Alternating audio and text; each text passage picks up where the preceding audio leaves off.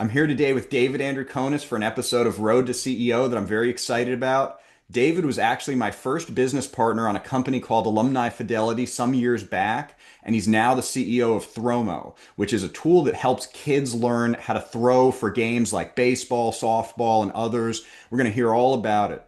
David, welcome to Road to CEO. Thanks for joining us. Thank you very much. I'm excited. I appreciate it. So, talk to me about ThrowMo. What is it? So, ThrowMo is a training tool for young baseball players. Very simple, powerfully effective. It came from my experience as a coach, actually. Um, Essentially, it helps young throwers learn to step straight to the target, helps young hitters learn to step straight to the pitcher. What is a young hitter? Like, how old are we talking about? 5 to 12, little leaguers. Okay, all right, all right. So you're talking about a really little kid. I mean, obviously at 12, they can follow instructions. I would think a little, a little bit more. But with 5-year-olds, it's probably pretty difficult, I'm guessing, to teach them how to throw. It definitely is. That whole age range, though, which is obviously super fun group to work with and learning the game. I think as adults, when we circle back around and start seeing the game again through the eyes of young kids, there's some things you realize that we think of as second nature when you're an adult who's played a game your entire life that really don't come naturally to young kids and beginners. So one of them, throwing. We want kids to get perpendicular to the target and step straight on line towards the target when they throw. And you might think that would come naturally. In my experience coaching, anything but. The vast majority of kids, it takes years before they throw kind of the way you want to see, and there's a lot of funky habits and frustration along the way. And same thing with hitting. We want kids to step straight towards the pitcher, step right back to where the ball came from, and drive it to center field. And kids will tend to step out, step in the bucket. So the basic idea of ThrowMo is very, very simple, but very important and effective, is to help kids, again, step straight to the target when they throw and straight to the pitcher when they hit. Okay, so how does that happen? Like, how do they Yeah. what is the mechanism that Thromo uses to get a kid to understand throwing happens in a straight line? Yeah, so super simple. So the product is essentially a narrow turf beam. Okay. You can lay it down on the ground in your yard, on a pitcher's mound, in a batter's box. But the basic idea is when a kid is throwing or hitting on it, if I'm throwing to you right now, I will feel, if I'm using ThrowMo, I will feel if I'm driving towards a target and if I'm landing on line or if I'm stepping off with my eyes up on the target the entire time. Okay. Same thing in the batter's box. If I'm stepping out, if I'm stepping away, I will instantly feel the difference versus landing on it. So let me explain how we developed it, and then Okay. kind of why it is the way it is will make I, more sense. I want to hear all about that, but actually, I have a question for you. Are these competitive games? Like, in other words, I mean, I'm starting to understand, how it works mechanically, but like, is this the kind of thing where you give a team a Thromo and suddenly they're, they're destroying all the competition? How does it look in practice? Uh, of course, that's the only thing you need to do. That's what That and matters. nothing else. That's what matters for No, youth sports, right? no Winning. other form of training. Yep, you'll Yeah. you'll go from losing every game to winning every game with it. Yeah. Yeah, it is one key on the piano. It is Okay. one tool in the toolbox. And so, like, for my team, that I was coaching a team a couple seasons ago when we developed this. Um, and this was a little league team. And there were kids that we were talking to all season long, like, get your body perpendicular to the target. We probably use the word sideways instead of the word perpendicular. Step on line, not getting it. Like, what kids will tend to want to do is swing open kind of like a door. So their front foot, if you can picture this, is landing like 45 degrees offline from the target. That's a common impulse. Mm. Um, and in all seriousness, from the moment we put them on a ThrowMo, it is like a light bulb because they Hmm. instead of being an abstract instruction, they see visually where it is. I will say the first thing we did was I was not trying to develop a product. I was trying to coach my son's team.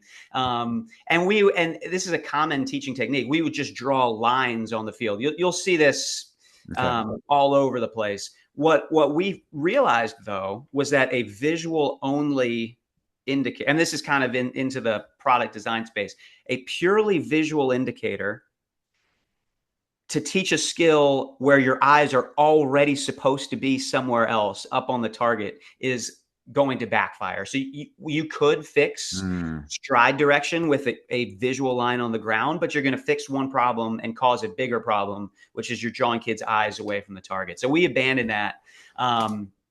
And what I set out to build, and I brought my brother-in-law into this, who's an engineer and a baseball parent as well, is something tactile, that the kids can feel while keeping their eyes up where they should be on the target.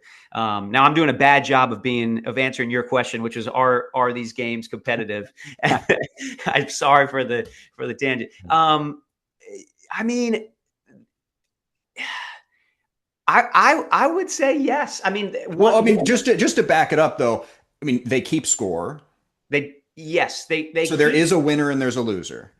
there's a winner and there's a loser, and that typically begins like after t-ball. In Okay. t-ball, so t-ball we're talking about like 4, 5, 6 year olds, at least in my neck of the woods in Northern Virginia and in Little League.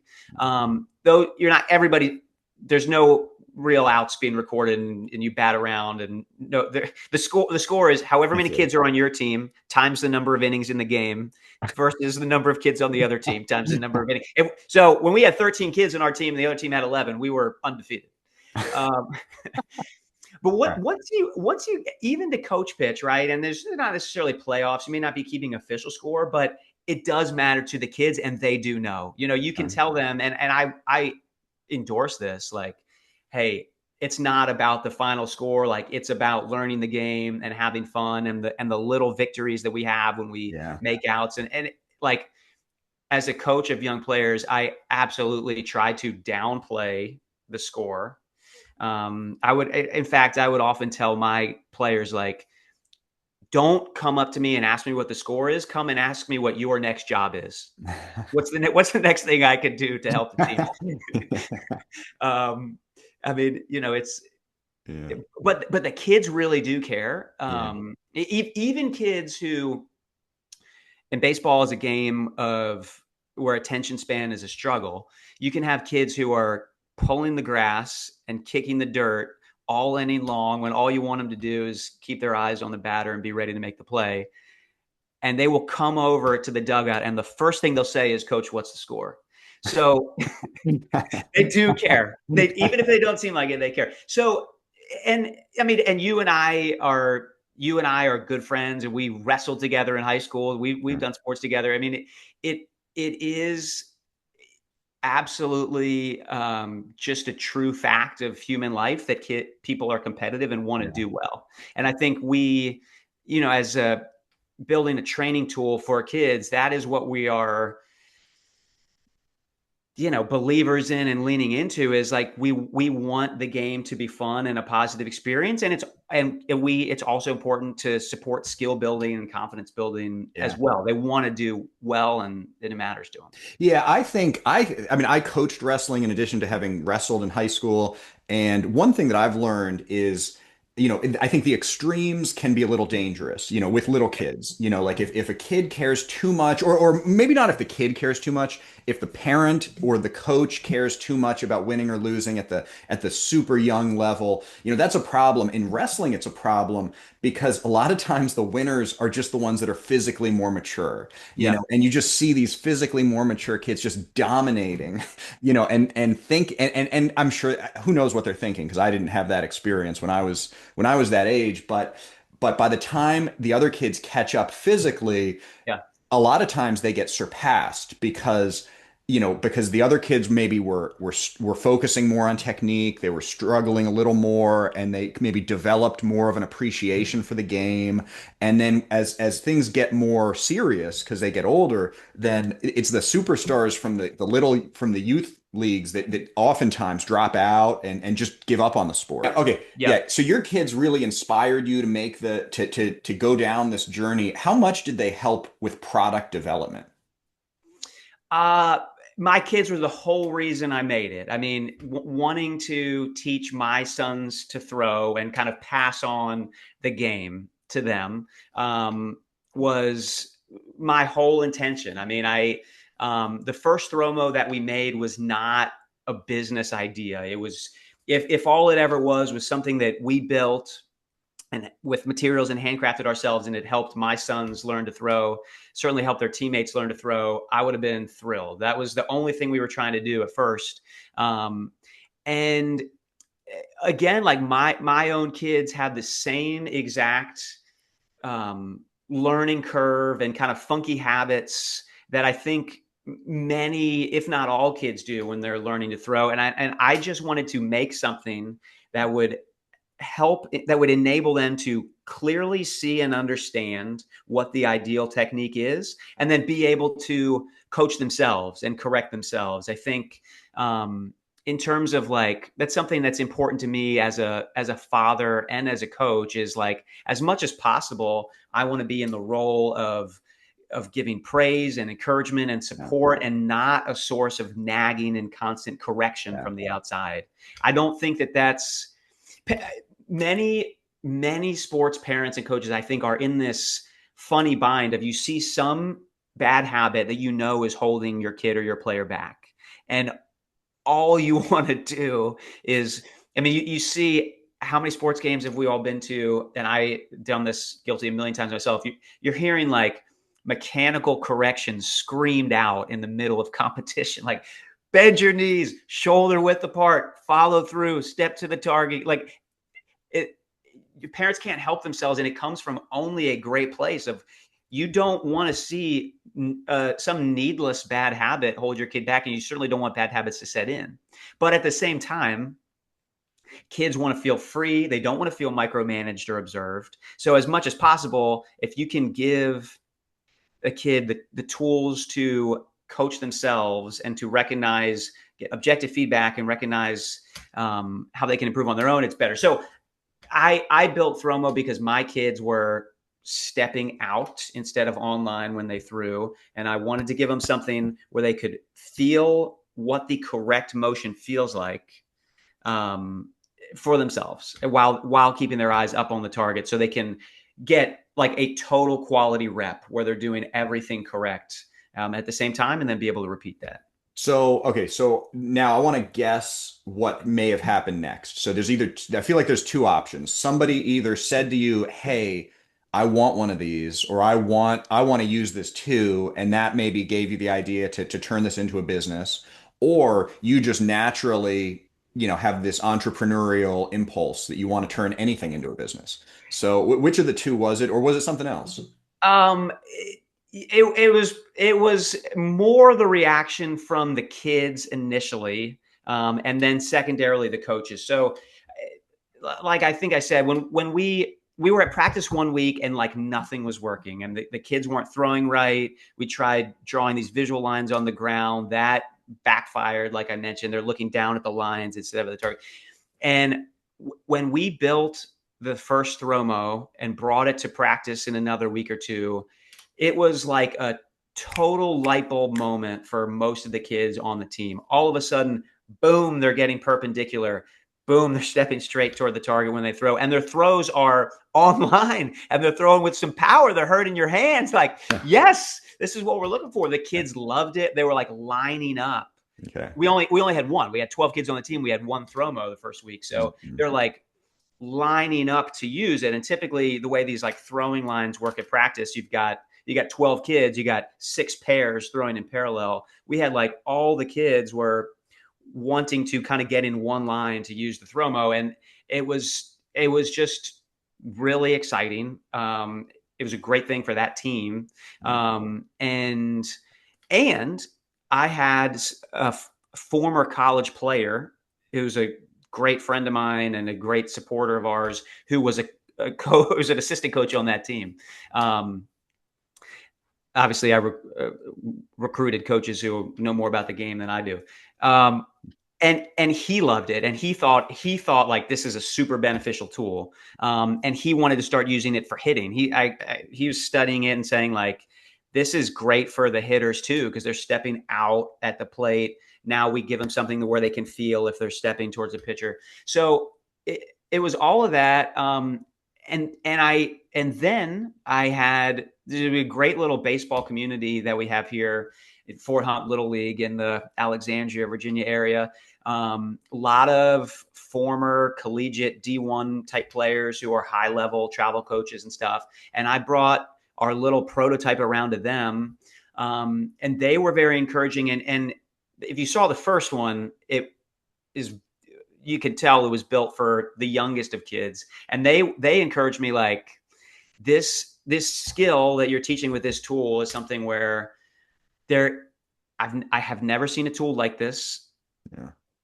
It feels like a kind of tool that should have always existed, Right.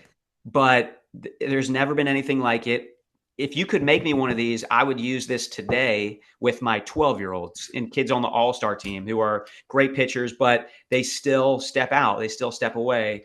Certainly same with the batter. So we made it longer. We kind of refined it to the specification. And this is, it was an evolution. Like at this point, to answer your question, I'm starting to spin the wheels of, okay, this has wider demand than I initially realized. It's got the endorsement of the highest level coaches and players.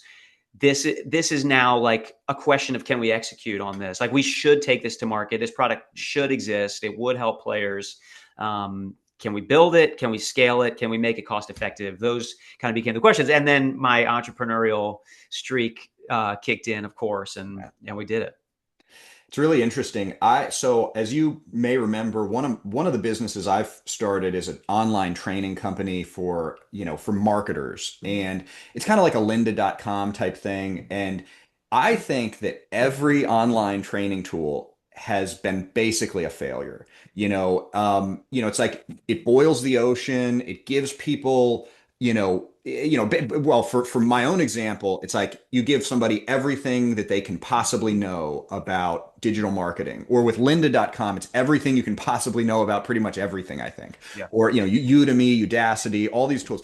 And it's too much. People don't absorb it. They don't. And so what's kind of interesting to me is how you take one aspect of the game, like a critical aspect, you build a tool around it, and it just elevates somebody's game. Now, I assume you take kids who are one way or the other, they're going to be playing baseball. Like they're going to try it out. I mean, unless they quit or their parents take them somewhere else, but it's interesting to me because I'm wondering if there's any applications of this, that we can take from this and apply it somewhere else, like where, maybe instead of boiling the ocean, you just pick one aspect of training and just focus on that somehow, and Yeah. maybe that's what's missing from some of these online training programs that do they just basically they're just a data dump. You give somebody hours of training materials and it's just like a lecture, that somebody has.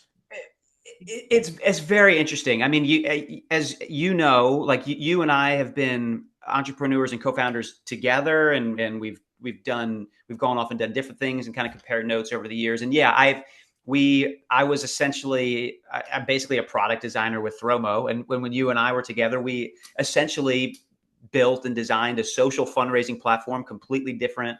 I've done product design for an investment analytics company that totally different. In all cases, you're sort of serving a customer base that has unmet needs, and then once you deliver something, they continue to have um, they can kind of pull you into wanting to boil the ocean by asking for additional functionality. I think one thing that absolutely we have been very focused on doing this one thing really, really well. Like and I think I'm sort of trying to think on the fly as you're asking, is there a difference between like, baseball parents and baseball coaches and baseball customers versus software customers? Yeah.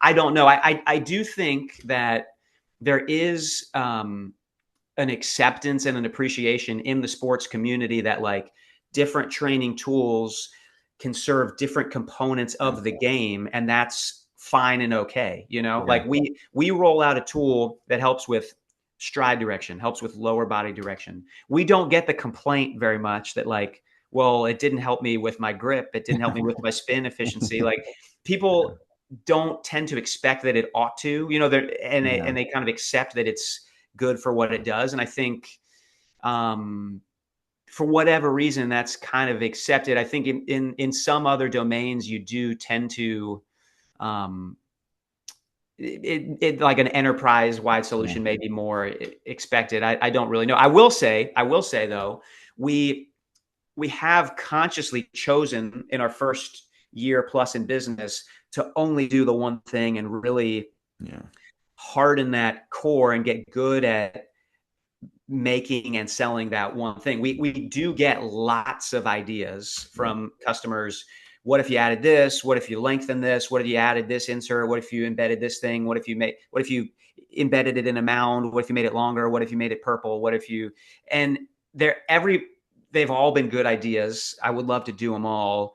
I have not, as a product designer, what I try to focus on is like, is this a what is the size of the market for that thing? And we will expand. Like, we have ideas as we head into the next seasons of natural adjacencies and natural product variations.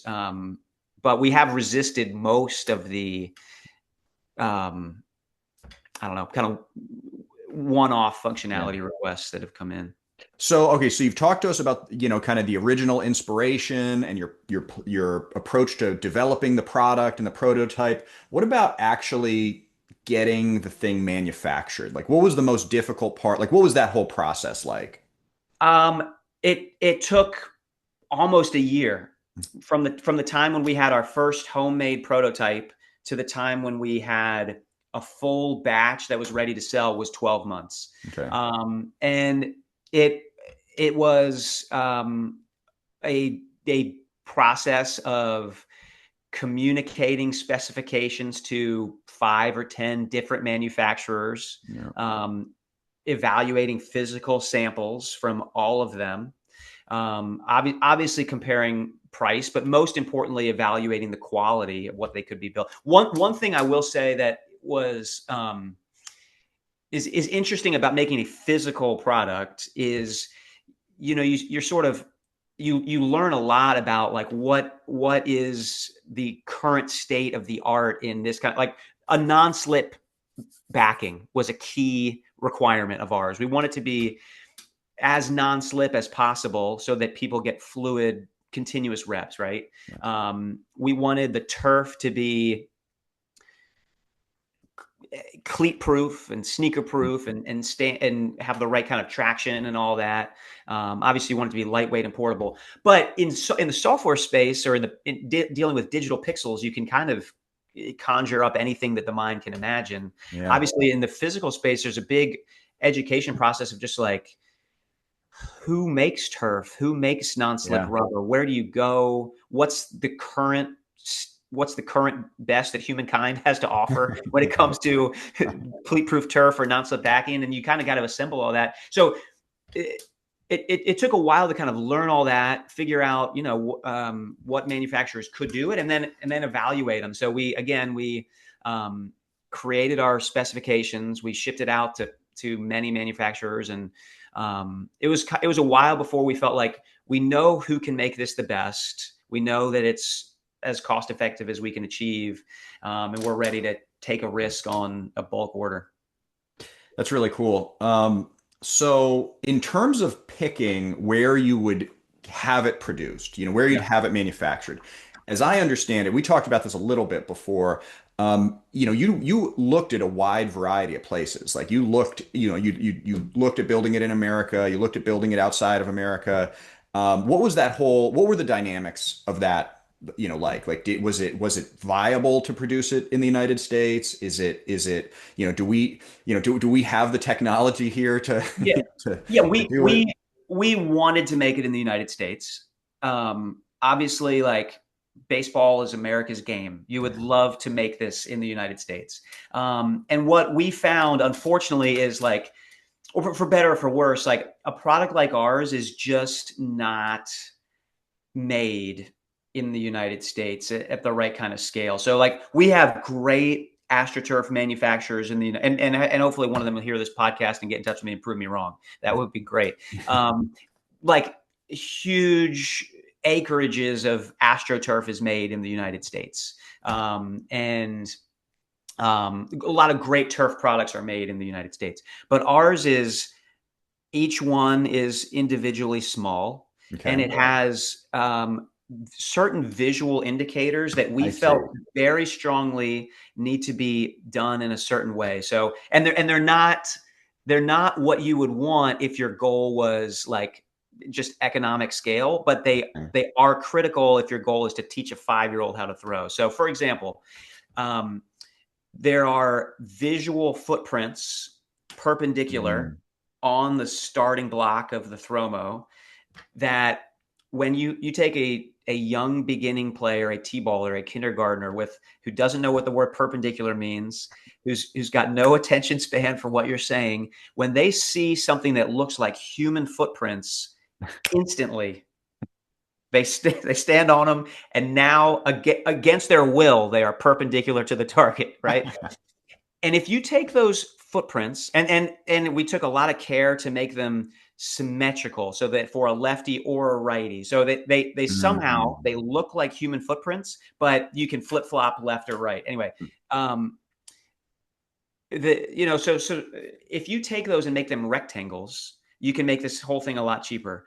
Yeah. I, in my experience, like coaching and parenting young kids, I think it just that moment of I have to explain to them that this Yeah. is where they put their feet versus the kid has an instant eureka of effortlessly knowing to put their feet there intuitively is all the difference in a product. Yeah. And so, but that requires a whole different kind of technique to put that to like tuft that or inlay Yeah. that into a turf.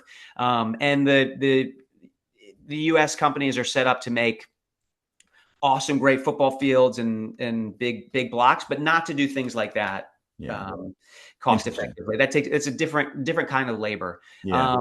So it would, and also the cost would have been even to do something that was even if we were willing to sacrifice Yeah.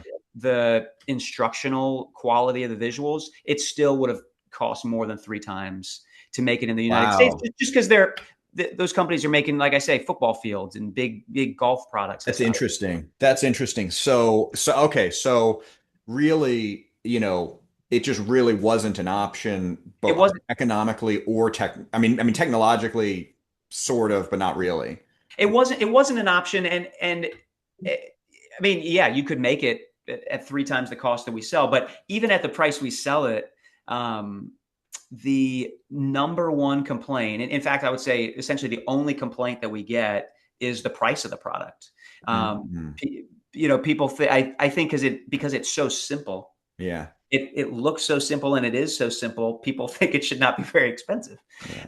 Um, and the number one complaint that we get, even at the current price point, is the price. So Yeah. you couldn't go more. Yeah. Um, Well, if you went more, you would be cutting out so many teams. I mean, so many teams would not, I would assume, would not be able to right. afford it. And a product like this is really successful, in my experience, if it has, mass appeal, essentially. Absolutely. We want them to be on the baseball field Yeah. as many as possible, helping as many kids as possible, not a prestigious Yeah.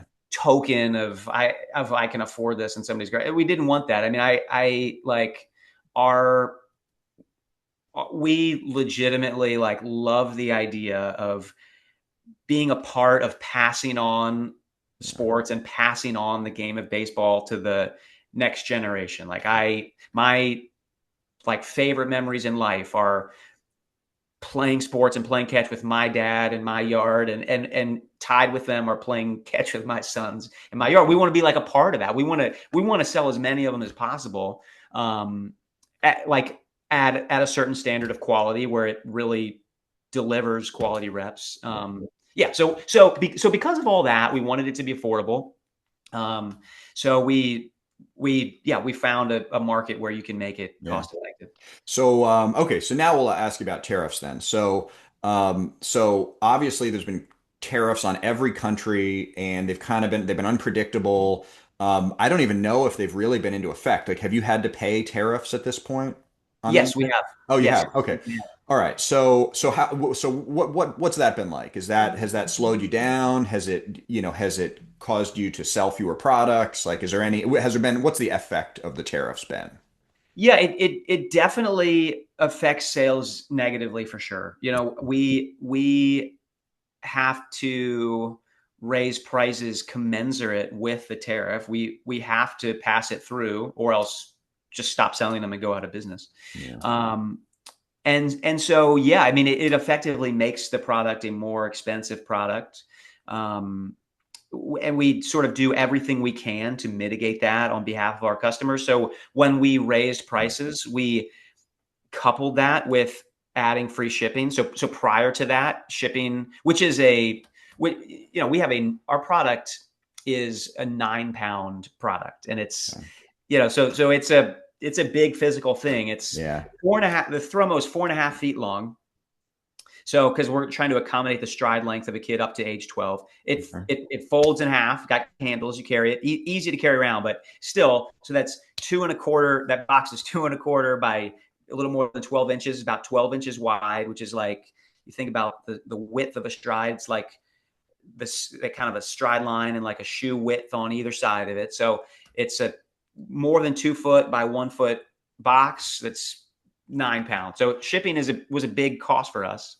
Um, but when we had to raise prices with tariffs, we added free shipping as a component, which was a hit, but we are trying to make things work still Yeah. for our customer base. So, Okay. um, yeah, I mean, it has slowed us down, and I hope we can find one or two things. I mean, again, if we'll make it in any sort of fair market where it can be cost effective for our customers, and would love to do it domestically. And if that were an option, we would do it in a heartbeat. And and failing that, we'll continue to sort of do it. Um, as all we can do, I feel like, is just do it as cost effectively as can be done given Yeah. current market realities and current tariff regimes. We're a small business. We're Yeah. not we're not affecting anything. Yeah. We're sort of at the mercy of all these forces, and we sell as make as many and sell as many as we can given that regime. So okay, so that's probably a good place to talk about sales. I don't need to ask about like total volume of sales necessarily, but how's it been in general? Like, have you been selling more each month? Is it taking off? Like, or how's the market in general responding? Yeah, the first year has been incredibly exciting. It's been super fun and exceeded my expectations. Um, we had some great fortune in our early months where we got some major league ball players got their hands on some ThrowMos and liked it and endorsed it. I'm just going to name drop or give thanks to a couple of them. So Brandon Geyer, who's a former major league ball player with the Cleveland Indians, and now, like so many of us are, as a baseball parent and a baseball, it's like I am a major league ball player and I'm also the assistant coach of my son's 9U team. That's the sports life. Um, uh, and he got a ThrowMo and began using it in the pitcher's bullpens with his 9U team, and loved it, and said it was like a bullpen essential now, and really accelerated their development. And that his credibility there helped us grow. Former Atlanta Braves pitcher David Hale sent us a video using ThrowMo to teach his own son to throw, which is super thrilling to see. But just to finish off on it, and then other like top pitching clinician, Jorge Correa, who's a pitch in the Houston Astros organization and does pitching clinics all around the country, began incorporating ThrowMo into his routine. So we had, and then other academies and facilities and great coaches began using ThrowMo in their lessons and with their teams, and for hitting as well. We consistently kind of got that feedback and have leaned into that as well. And so, to try to tie back to your question, we went through several rounds where we were selling them faster than we could make them, which was a good problem to have, but still from a business opportunity standpoint, and just from wanting people to have them, is a problem. We've been able in recent months to increase our manufacturing capacity. So now we've got more. So that opens up other options. The first year we only sold them through our own website and marketed it through social media, and we didn't do any paid ads. And we don't have them we don't have it on Amazon. We don't have it in any sports retail stores. And there was no reason to, because we were selling them faster than we could make them through our own site. But now we've been able to expand the capacity. And so we will start looking at those other distribution options as well. That's great. That's great. So okay, let's think a few years down the road. What do you see for ThrowMo? Do you see more product lines? Do you see more distribution? All of the above? Like what do you, how big do you think this is? This whole opportunity is, Yeah, I think I do see additional products, without revealing any secret ideas that we have but haven't brought to market yet. We do have several other logically related, thematically related product ideas that we will be rolling out here, that we'll be able to talk about in the coming months. So that'll be one piece. In terms of where we sell it and how widely we sell it, I think, places like Amazon are scary, frankly, as an inventor who we have a patent pending product, but places like Amazon are where you get discovered by as many customers as possible. And it's also where you get discovered by as many competitors as possible, including people who will infringe upon your intellectual property and your patent. So we want to make sure we're kind of ready for that scale. But I think that's, buying on Amazon is convenient for customers. They trust it. It's comforting. It's one click. And so we support making it easy to get the product for folks. And so I think we'll probably go that direction. And same thing with like sporting goods stores as well. Those are partnership and distribution opportunities that we'll embrace, I'm sure, in the coming months. What's been the most effective way that you've marketed yourself so far? So we've done it all through social media. And the most powerful thing, and also the most fun thing, is hearing the way other people tell our story on our behalf. When we come out and we do a post and we say ThrowMo's great, and we kind of sell it in the way that we've always sold it, there's some reaction to that. But by far the most rewarding thing has been building relationships with other coaches who've seen a lot of products, been training a lot of players for a long time, and have reach and credibility and expertise and experience, and getting those pitching coaches, those hitting coaches, those camp directors, and those people who know the game and know kids to endorse our product themselves and tell it in their way. Yeah. It's um, probably kind of obvious that other people telling our story has more credibility and sort of gets spread further, but it's definitely been the case. And so for us in our first year, like just from a kind of a business standpoint, like partnering with coaches and facilities and programs, getting our product in front of them, and it's been encouraging and gratifying that they legitimately like it and legitimately use it in their lessons. And then, I mean, typically the kind of endorsements that really do the best is when you just give somebody like a little window into a lesson between a coach and a kid, and they see in real life like this pitching coach, hitting coach with a great reputation is like using this product, and you can kind of see the gears clicking for the kid. You can see their throwing or their hitting improve in real time, and that's been the most effective. And so Yeah. just sort of nurturing those relationships and getting our product in the hands of people in those positions has been the most effective way to sell it. Well, David, thank you so much for joining us today. And that's probably a good note to end on. And, I'll just say if any potential partners are listening, coaches, people who are invested in youth sports, youth baseball, I hope you reach out to David Andrukonis at ThrowMo and see if you guys have a partnership opportunity. We look forward to that. Will, thank you so much for doing this. Love this show. Appreciate you. Hope to talk soon. Hope to have you back on. Absolutely.